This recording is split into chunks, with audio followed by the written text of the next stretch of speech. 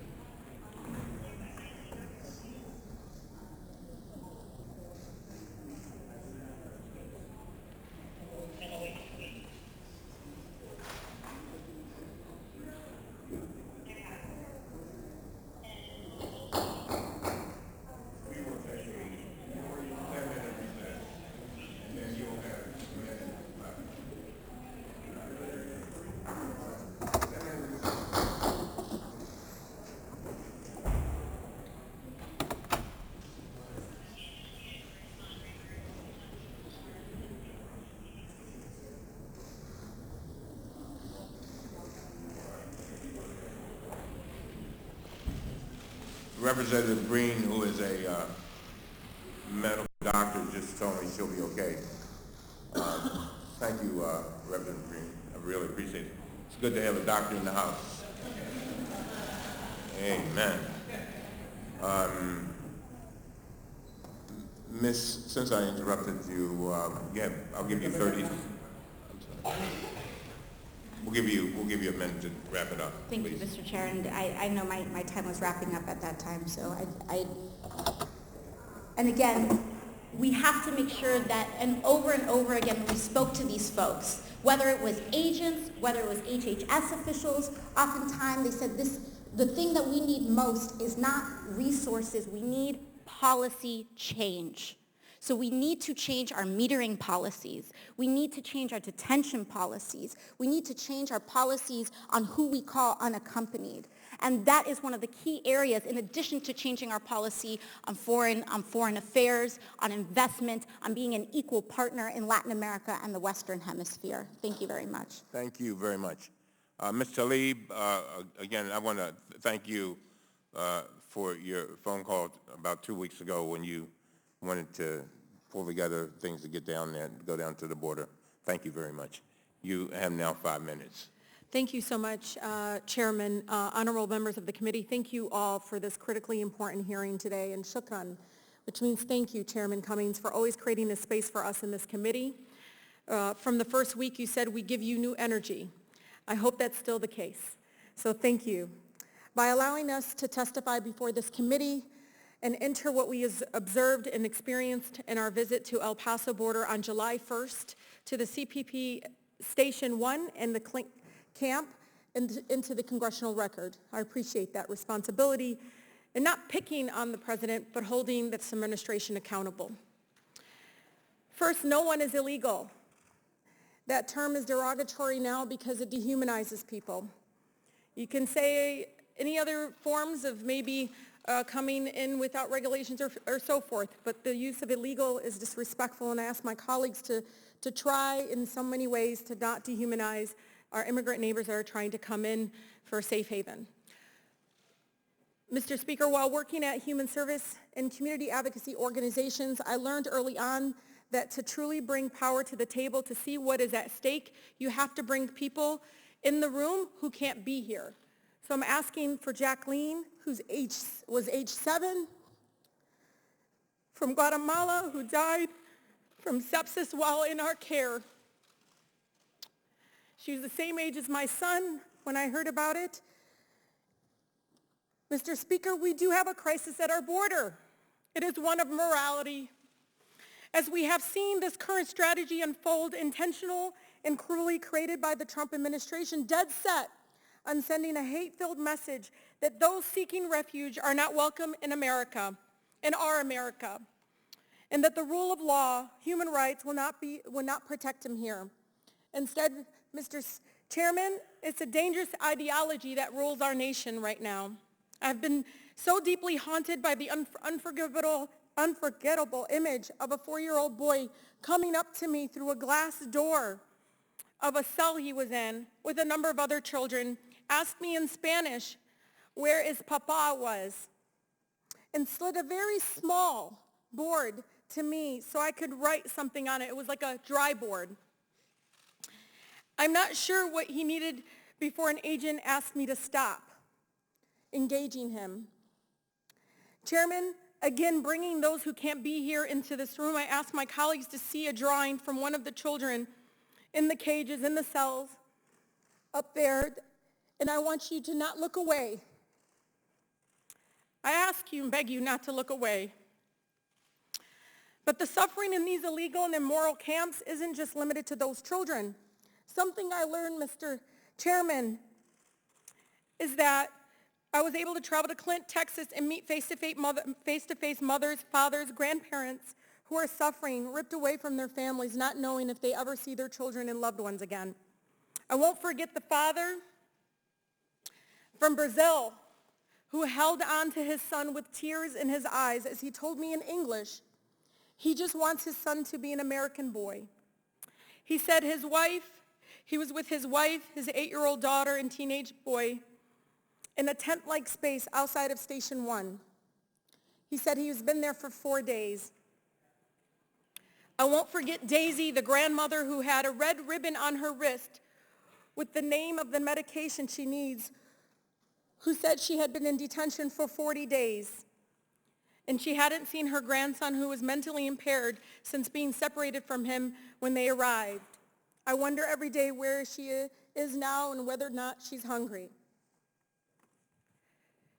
The fear in their eyes won't be forgotten, Mr. Speaker, but the suffering in these illegal camps cannot be forgotten. Imagine traveling thousands of miles in grueling and dangerous conditions because you have no other option only to be separated from your family, from your children, thrown into overcrowded cages, denied a shower, toothbrush, and yes, Mr. Chairman, drink water out of the toilet if you're thirsty. Now imagine doing that while pregnant. In Clint, I met Betty's, a woman pregnant with her first child. She smiled at me, and I instantly connected with her. She had a pink hoodie on, and I instantly just went towards her, even though they told us not to talk to anybody, Mr. Chairman. I couldn't not go to somebody that's smiling at me. And I said, hello, and she said hello in English. And I love that she felt confident to speak to me in the broken English. And she said, she found out, I said, how long have you been here? She said 27 days. And she said, I'm with a child. And she glowed. She was so happy because she had not known she was pregnant until she came here. But by showing up, Mr. Chairman, she is free now. The following day, she is free now, and we are following the asylum process, and she is now at home. I spoke to her last week. She's so happy. She said, you will be part of my family forever. Mr. Chairman, it needs to be noted into record. I spoke to CPB agents, even though they told us not to speak to them too. Remember that? And I said, what do you think we need to do because you guys are overwhelmed? They said, one of them, stop sending money, it's not working. Another one said, I wasn't trained for this. I am not a social worker. I am not a medical care worker. He actually said, I want to be at the border. That's what I was trained to be at. The last one, Mr. Chairman, the separation policy isn't working, he said. He knew about the separation policy that he was enacting. CPP morale is one of the lowest among law enforcement agencies, Mr. Chairman. Since between 2017 and 2018, we had a high of 100 agents committing suicide. That needs to be put in record. The dehumanization is not only with those families, but it's also with the agents that we've had told to do this to these families. Thank you, Mr. Speaker. Thank you. Thank you very much. Thank you very much. Ms. Presley. Chairman Cummings, Ranking Member Jordan, and colleagues of the committee, thank you for the opportunity to testify here today. I believe that it is both our opportunity and obligation as members of Congress to shed light on injustice and to lift the voices of the unheard. Make clear that I don't say the voiceless. Every person has a voice, but our institutions do not always listen. So today, I do not speak on behalf of anyone, but I make space for the stories our nation so desperately needs to hear in this moment. Mr. Chairman, I cannot unsee what I've seen. I cannot unfeel what I experienced. I refuse to. Although admittedly it robs me of sleep and peace of mind, but that pales in comparison to the pain felt by families that have been robbed of their liberty, their legal rights, and their dignity, and some even the lives of their babies. During our stop at the El Paso Border Patrol facility, I pressed my hand to a plexiglass window. I met the gazes of several women on the other side. Their shoulders were slumped, their clothes filthy, their eyes vacant. I turned to a Border Patrol officer and asked, "What is the temperature in this room?" The officer responded, "I do not know." I then asked how they set the temperatures in the room. He mumbled again, he did not know. Mr. Chairman, on the day of our visit, it was a sweltering 103 degrees in El Paso. "What's the heat index at which you bring folks indoors?" I inquired. Border Patrol responded with no answer. The most basic of questions about the care and welfare of those held in the custody of our government were either dismissed or met with a non-answer, affirming what we know. This agency was never built, never designed, never trained for the care and keeping of families. These families need trauma supports, caseworkers, clean water, adequate and nutritious food. Instead, they have received a level of degradation we should be ashamed is occurring on American soil.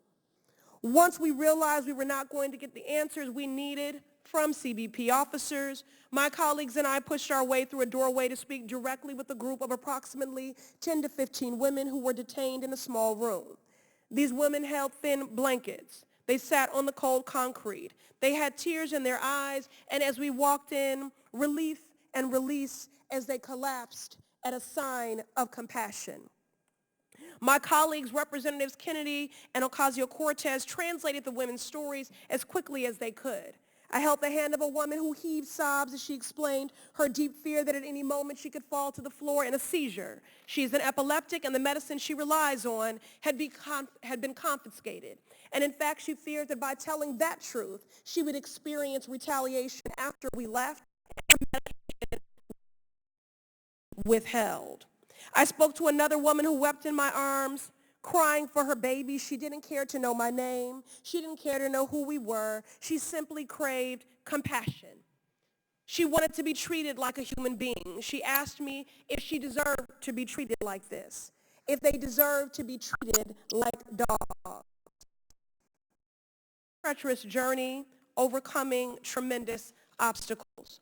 And while I'm not fluent in Spanish, Mr. Chairman, I want you to understand that there was no barrier in the room. We speak the universal language of pain, of a mother's love, of justice. These women are not voiceless, Mr. Chairman, but they are cruelly and criminally unheard today.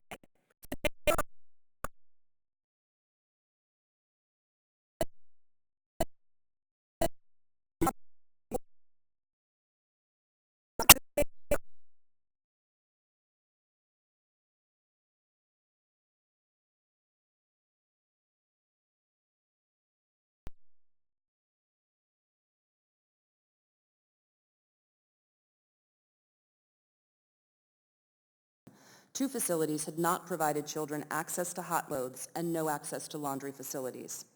Additionally, while Border Patrol tried to provide the least restrictive setting available for children, the for medical isolation resulted in some UACs and families being held in closed cells. Space limitations are also affecting single adults.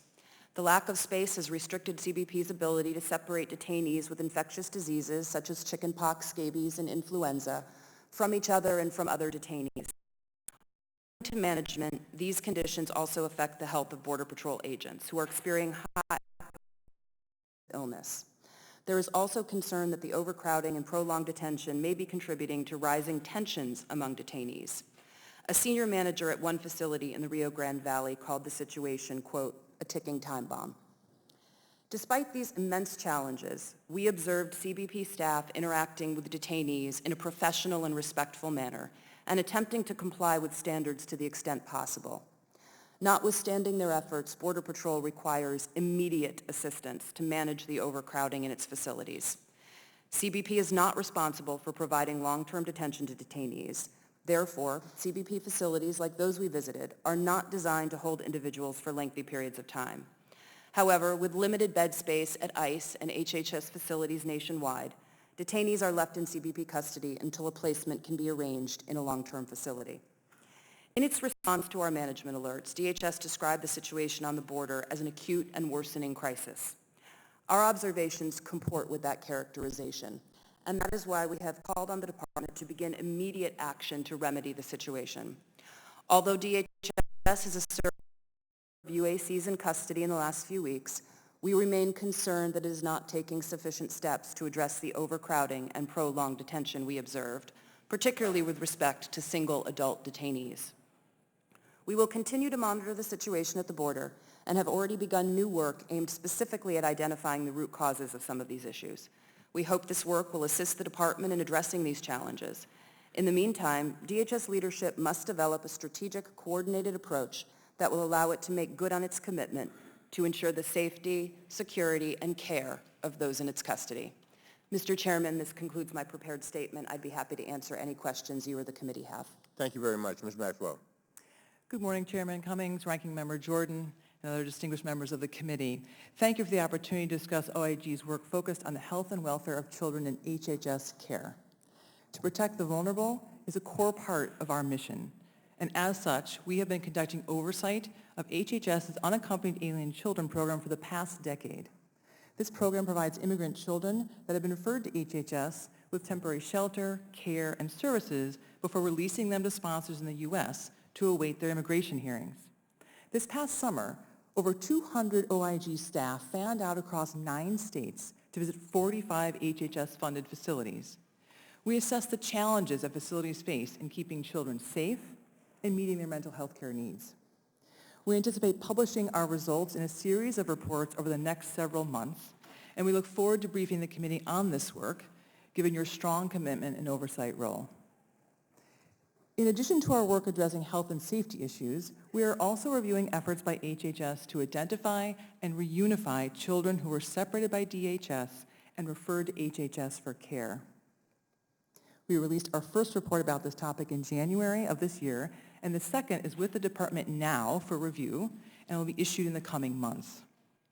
The focus of my testimony today will be our findings released in January related to the number of children impacted by family separations. At that time, we reported the total number of separated children was unknown, but certainly more than the 2,737 children reported. A lawsuit that required public accounting of separated children only covered children that, 1, were separated from a parent, and 2, were still in HHS custody as the date of the court order, which was June 26, 2018. But before that date, HHS had released from its custody other children who had been separated from a parent. In fact, HHS staff observed a significant increase in separated children starting in the summer of 2017. Since the release of our report, the court has expanded the lawsuit, and in response, the government is working to identify children who were separated from a parent dating back to July 1 of 2017. So far, the government has identified an additional 791 children who were potentially separated. It's worth noting that the government initially estimated that this effort to identify these children would take 1 to 2 years.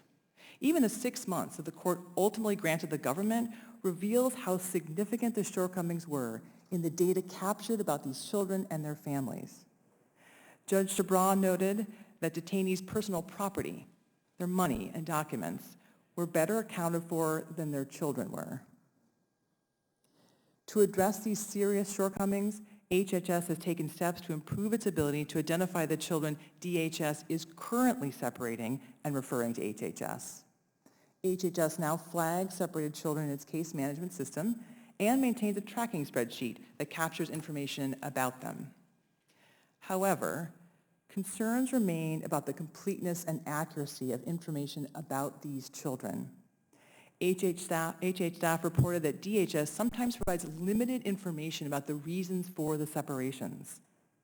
Of the 118 children we reviewed, DHS reported that 65 were separated because the parent had a criminal history, which could include such crimes as unauthorized use of a vehicle or a prior charge for marijuana possession. In some cases, though, the nature of the criminal history was not specified, even when HHS staff requested more information.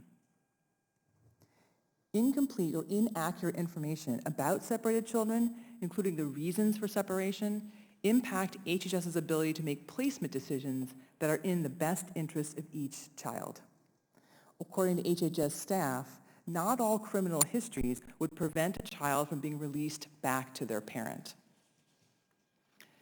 In conclusion, we strongly encourage HHS and DHS to look for opportunities to improve communication and data about separated children to minimize the ramifications associated with these separations. We can do better, and we must. Thank you to the Congress for providing OIG with additional resources to augment our important work in this area. I look forward to discussing our work with you today and to future conversations when our ongoing work is completed. Thank you. Thank you very much. Ms. Mukherjee? Thank you, Chairman Cummings, Ranking Member Jordan, and distinguished members of the committee for having me here today.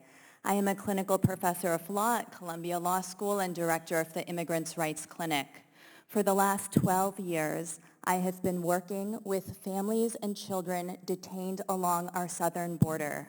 Over the last 5 years, I have spent more than 1,000 hours in immigration detention facilities, hundreds of them interviewing families and children.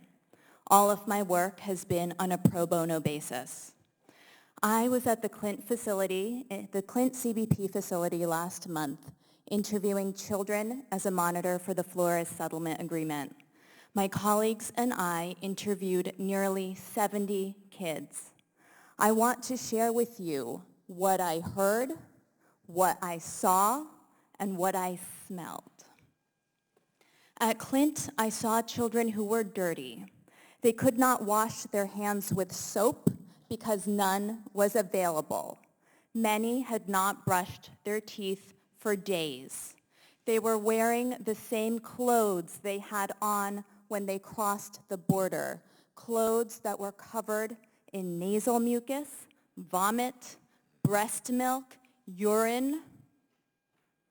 Multiple children had a strong stench emanating from them because they had not showered in days, and they were wearing the same clothes. They could not even change their underwear. Because of the smell, it was hard for me to sit close to some of the children while we spoke. Children were hungry. Children were traumatized. They consistently cried, and some wept in their interviews with me. One 6-year-old girl, detained all alone, could only say, "I'm scared, I'm scared, I'm scared," over and over again. She couldn't even say her own name. I couldn't help her. I had to return her to the guards. Not being able to do anything for her broke my heart. Children were sick. They were coughing, they had fevers, they had snot running down their faces. There was a flu epidemic and lice. Children as young as 8 years old were required to take care of even younger children who were strangers to them. Guards would bring in the little ones and demand, "Who's going to take care of this one?" We met a girl tasked with caring for a 2-year-old who did not have a diaper on. "He never speaks," she reported. "He peed in his pants and all over the chair during a meeting with us."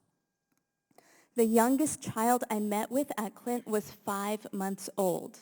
At CBP facilities last month, my colleagues found a newborn detained for 7 days, a 2-year-old detained for 20 days, and an 8-month-old detained for 3 weeks. While I was at Clint, I met a teenage boy who had been separated from his mother 16 days earlier. He was extremely worried about his mama. He did not know if she was still alive. When we asked, CBP confirmed that he had in fact been separated from his mother and that his mother had been released from custody days earlier. I helped to arrange a phone call so this mother and child could speak with each other. They wept with relief. Before that day, no efforts had been made to reunite that child with his mother. No efforts had even been made to identify him as a child who had been separated from his parent. At Clint, I met a 6-year-old boy who I will never forget.